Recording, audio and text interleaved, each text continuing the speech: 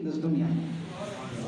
He's Rahman, that with His divine compassion He gives us risk in this dunya, and He's Rahim, that on the day of Qiyamah He will forgive us by His mercy. Okay? But He is Maliki Yawmiddin. He is the one who will reward or punish. And when Allah Ta'ala seizes somebody, none can release himself. When Allah Ta'ala seizes anyone, none can release himself.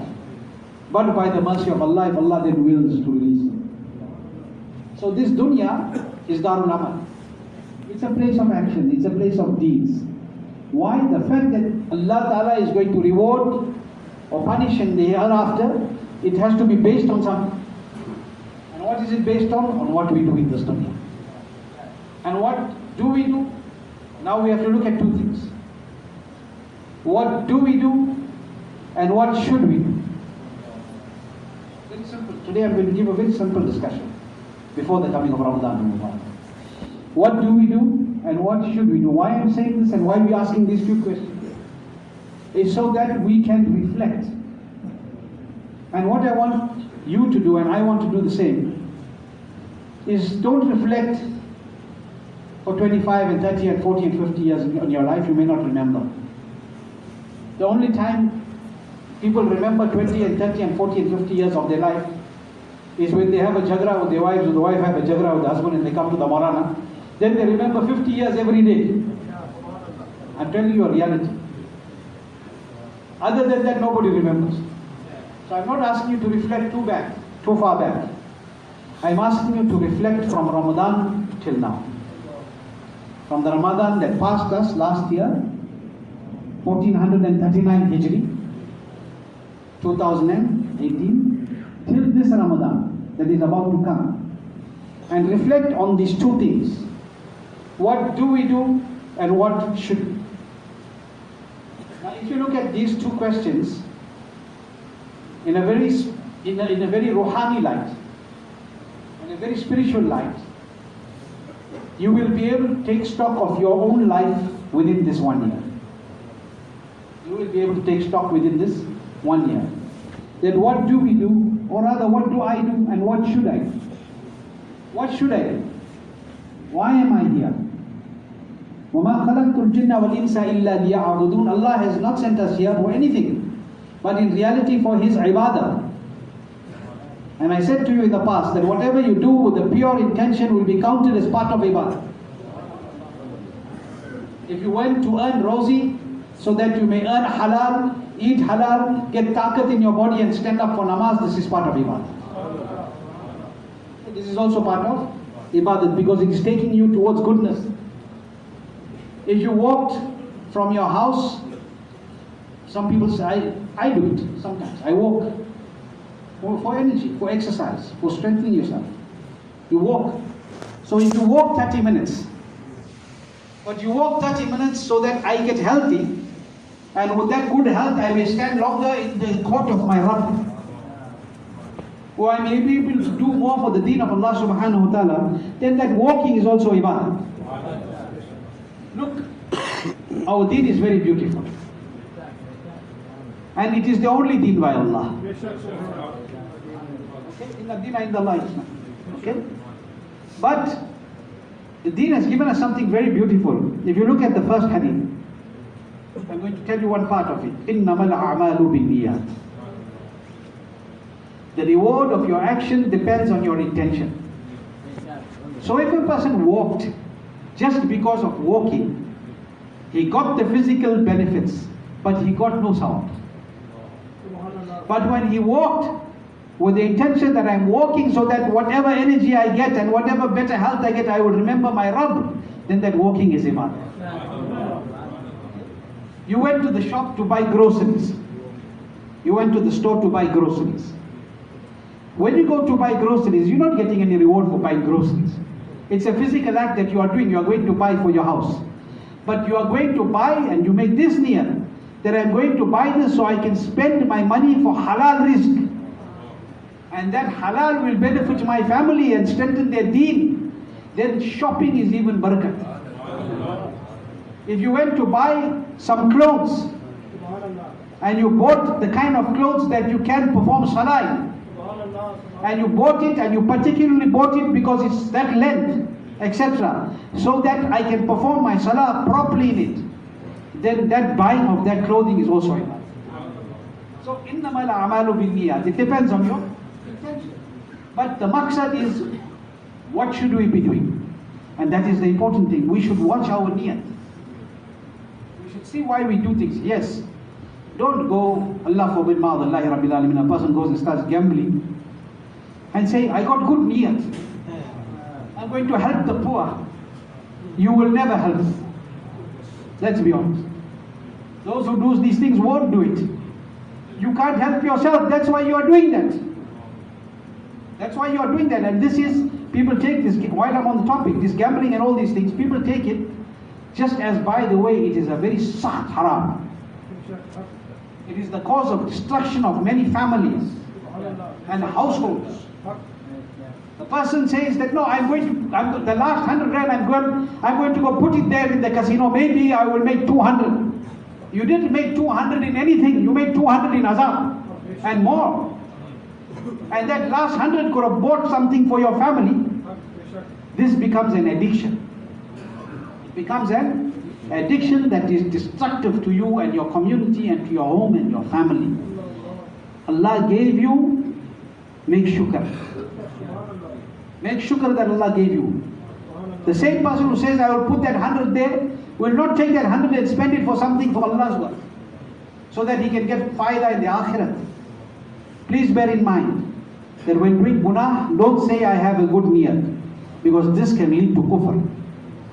This can lead to kufr. It can take you out of the fold of Islam. Be very careful.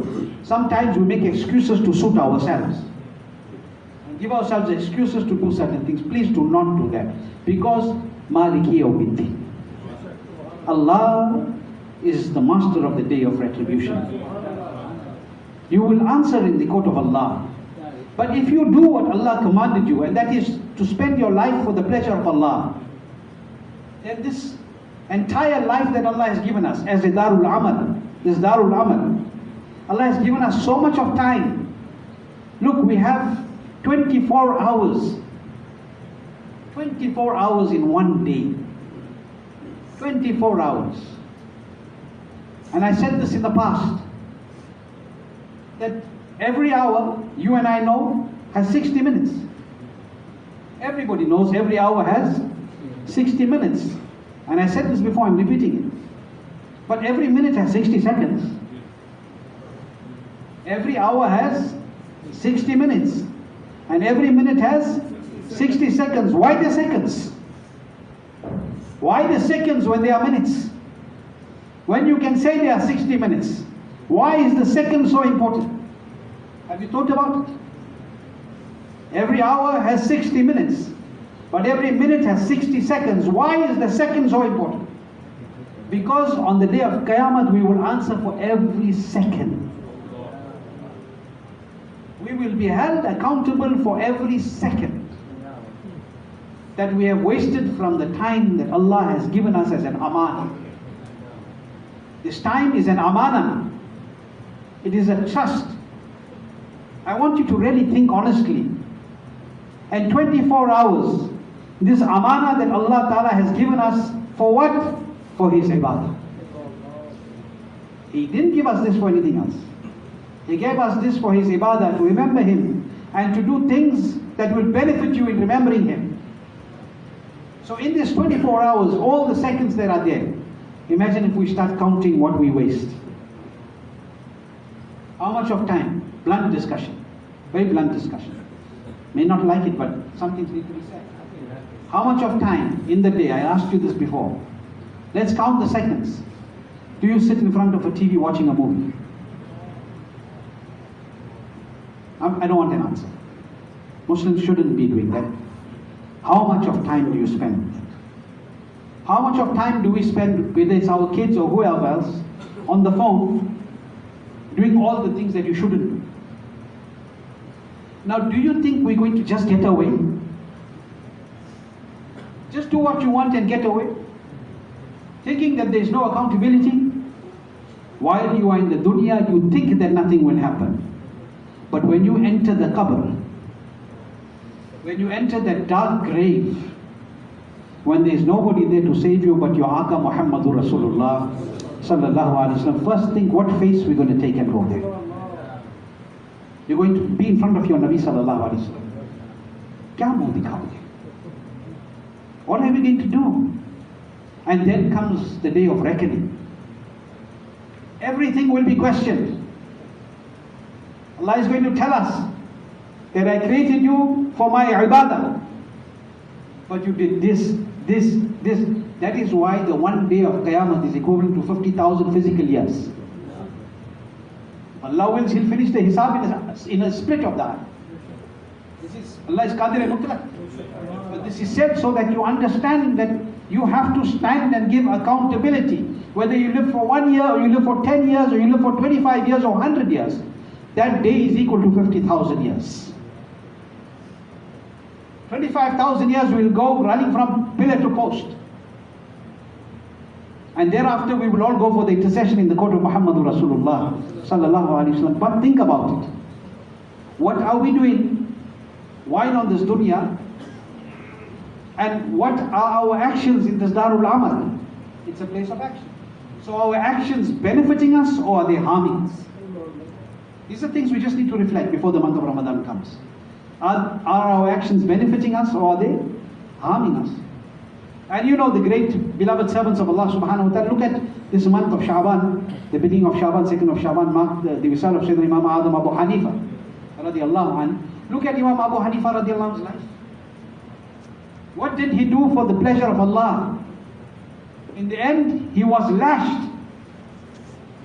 When he would be lashed, his mother would say to him, Imam Abu Hanifa says, that son, why are you being so firm? Just leave it.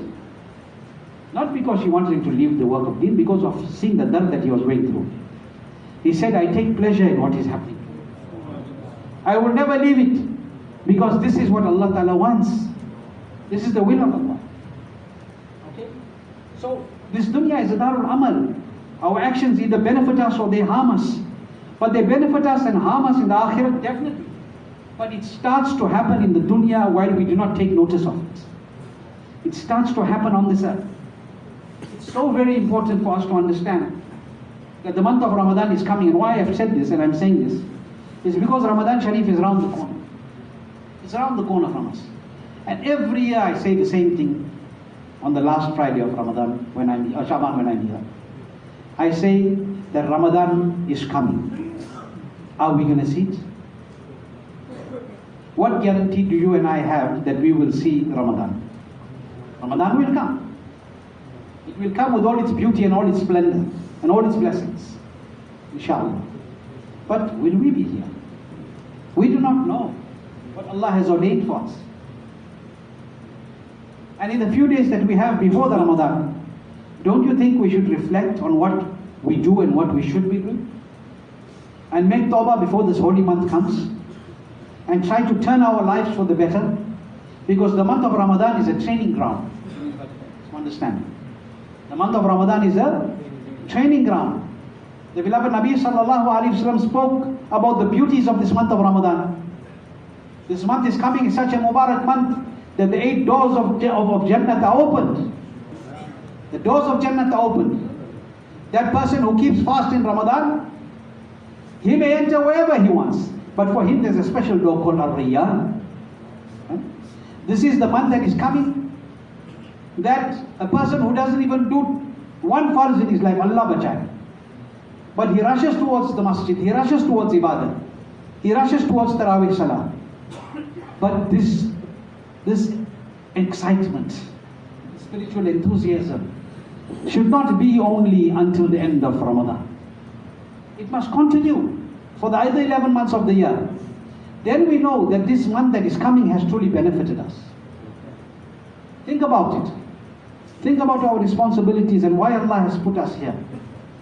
Think about the lives of the pious servants of Allah subhanahu wa ta'ala, whose days and nights, like Imam Abu Hanifa, when he passed away, what did the neighbor's child say? What has happened to the tree that used to stand in the house in the courtyard next door? And the father said it was not a tree, it was Abu Hanifa standing in the remembrance of his creator. So think about it and reflect before this month of Ramadan comes. Allah bless us with understanding. Allah gives us tawfiq to understand how important this is about what we do and what we should do. And may we reflect before this month comes so that we can take full benefit, so that we don't find, Allah forbid, burdensome to pick up Quran Sharif even in Ramadan. We don't find difficult to read one sipara. We don't find it difficult to put our hand in our pockets or into our bank balances and pay our zakat, which is an obligation. We do not find it difficult to fast and make excuses that I'm sick, I can't fast. I'm telling you, there are people in the masjid, and you'll know, who are ill, who are elderly, that can't really fast, who are exempted in Sharia for certain reasons. There are exemptions, okay? But they weep and say, we wish we could fast. And then there are youngsters who for the slightest headache will not keep fast. So may Allah give us tawfiq to understand the value of this month that is coming and make a change before it comes. Inshallah Azim, on Sunday night will be the eve of the 29th of Shaban, where we will have to look for the crescent of the new moon of Ramadan. Please go out and search it. This is the sunnah of the beloved Rasul sallallahu alaihi wasallam. If it is seen, inshallah, first Rosa Monday. If it is not seen, first Rosa Tuesday. First Tarawih Monday, first Rosa Tuesday. The will of Allah. But go out and make the effort. Go out and look, because I tell you this every year, that 100 Shaheed Sawab to go and revive a sunnah of Rasul sallallahu alaihi wasallam. Who don't want to do it? Who don't want to do it? So please don't forget, go out and scan the skies. And remember the beauty of it. This is the beauty of it. When you go to practice with it, when you have niyyah to do something good, even if you see or don't see, you already got the sawab. Already got the sawab. Understand? A person makes niyyah that he wants to read the Quran, and he picks up the Quran in his hand, and something happens that he cannot read at the time. He's already got the sawab for reading the Quran, because his niyyat was established. Remember these two things, and I'm going to end with this, two very important. A firm intention to attain blessing is blessing. A firm intention to attain blessing is already blessing. And a firm, see, if a person says, Allah forbid, I'm going to steal, but he doesn't steal, till he doesn't steal, there is no. But when he makes an established intention that no matter what, I'm going to steal, there is punishment for it. So, established attention, a firm attention for goodness is goodness, and a firm attention for sin is sin. Keep this in your mind always. Okay? Allah Ta'ala give us understanding of deen.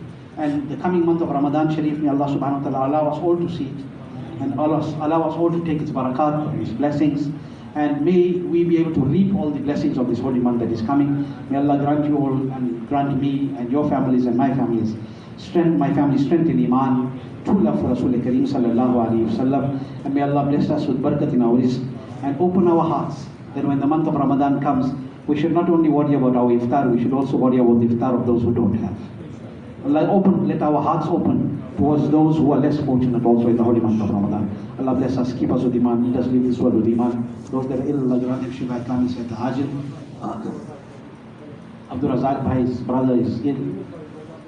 His brother Abdul Razak is very ill. Allah Ta'ala grant him shifa kamil sayyid Hajil. All those that have passed away in Ahlul Sunnah, Allah exalt them in Jannatul Firdaus. And reminder tonight, inshallah, Lazim Nuri Mahfil, the monthly Nuri Mahfil that we have every month, 28 Clayton Road, 6:30 p.m. inshallah Lazim. Tonight, 6:30 p.m. the Nuri Mahfil will include the Istiqbal Ramadan, the welcome of the holy month of Ramadan, and as well the Urs of Imam Azam Abu Hanifa and all the Burhan Nadim that I have this month. Inshallah, don't forget 6:30, inshallah, 28 Clayton Road, inshallah Lazim. Assalamu alaikum.